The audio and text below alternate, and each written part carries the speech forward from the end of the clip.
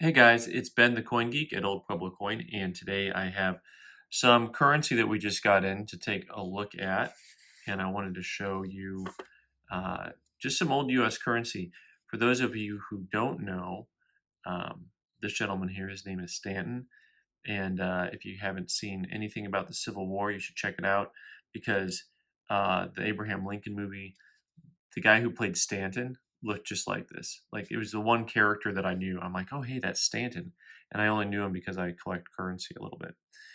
So this is a Treasury note. The Treasury notes are actually a very short-lived series. Only a few years were those produced in the 1890s, and these guys here had a pretty nice design to them.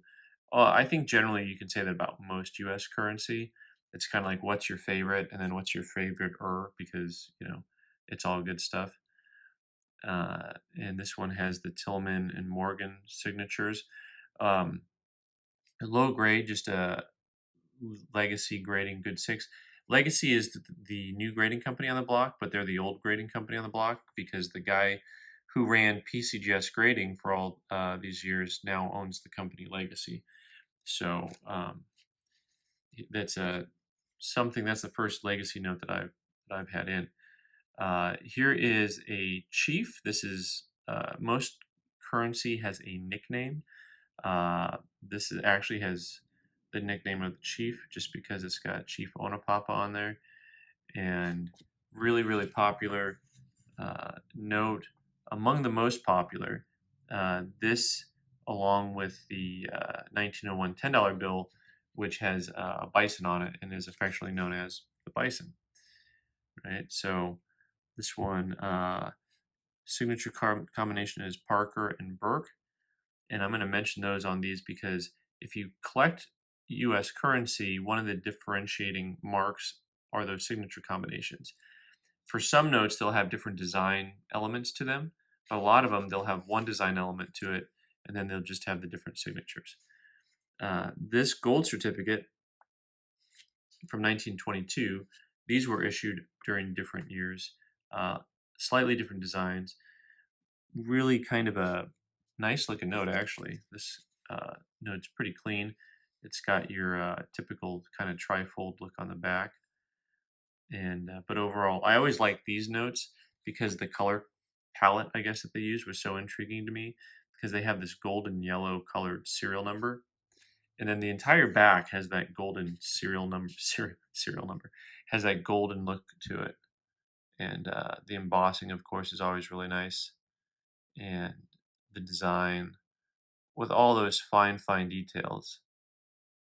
And then you'll see these little fibers, those little blue fibers. That's a part of their security that they would have in there. But really pretty impressive considering these were produced in the early 1900s. This is 100 years ago or so that this was produced, and you look at the printing, shall I say, value was really high. I mean, they really had some fine details. All right, this is a cool note, 1862 legal tender, Civil War issue, $2 bill, lots of fun. These have several varieties, and they made them in $1, $2, and $3 bills, which is fascinating in and of itself. This one's got a little bit of tape residue on the back, but the term greenback came from these because, of course, for obvious reasons, they had the green back on them. And so when you hear the term greenback, which you won't hear much anymore because it's kind of going away, the vernacular is going away, but they came from these notes. And oddly enough, after the Civil War, there was an entire movement called the Greenback Party. So more history in your hands. This is my favorite U.S. piece of currency. This series of notes, they made a $1 bill, a 2, and a 5, are known as the educational. There's George and Martha Washington. Martha, you'll hear sometimes, I know recently they were talking about putting Harriet Tubman on a piece of currency, and the news reports kept referring to her as being the first woman to be on a U.S. currency. Of course, all of us collectors cringe because we're like, Martha, where have you guys been? So this is really a fascinating piece. The artwork is just lovely. She's teaching history to the young man. And you've got the Washington Monument in the background.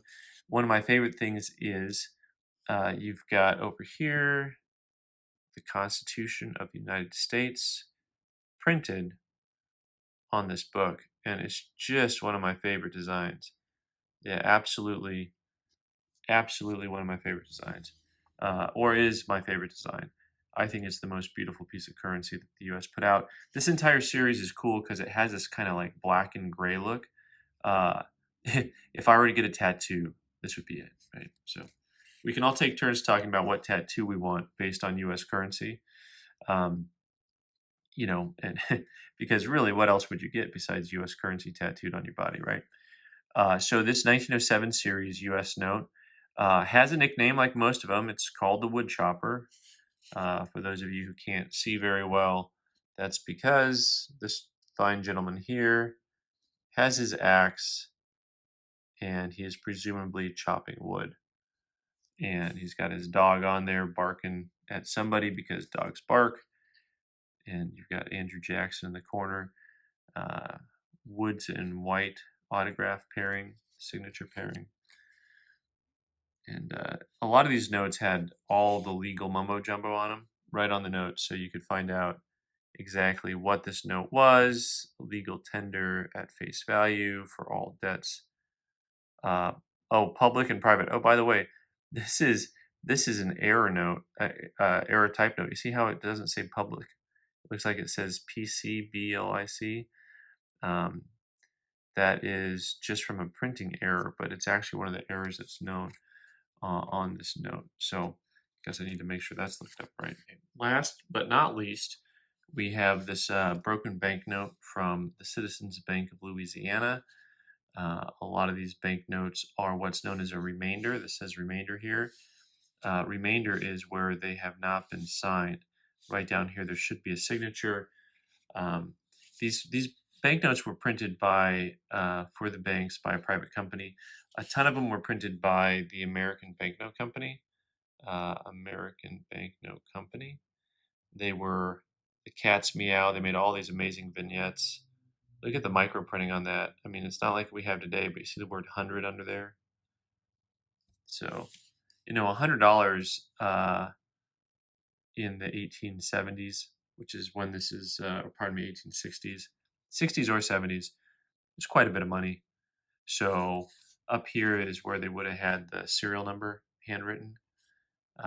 So without that written on there, it's not of any value. And this one is actually pretty cool because it also has some French on there. Welcome to New Orleans, people. Welcome to Louisiana, where the culture is different than anywhere else because of the French influence. You don't see that on most U.S. banknotes.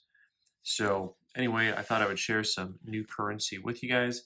Thanks for watching. I'm Ben the Coin Geek. You can subscribe by clicking on the button in the corner and watch more videos on the right side of the screen.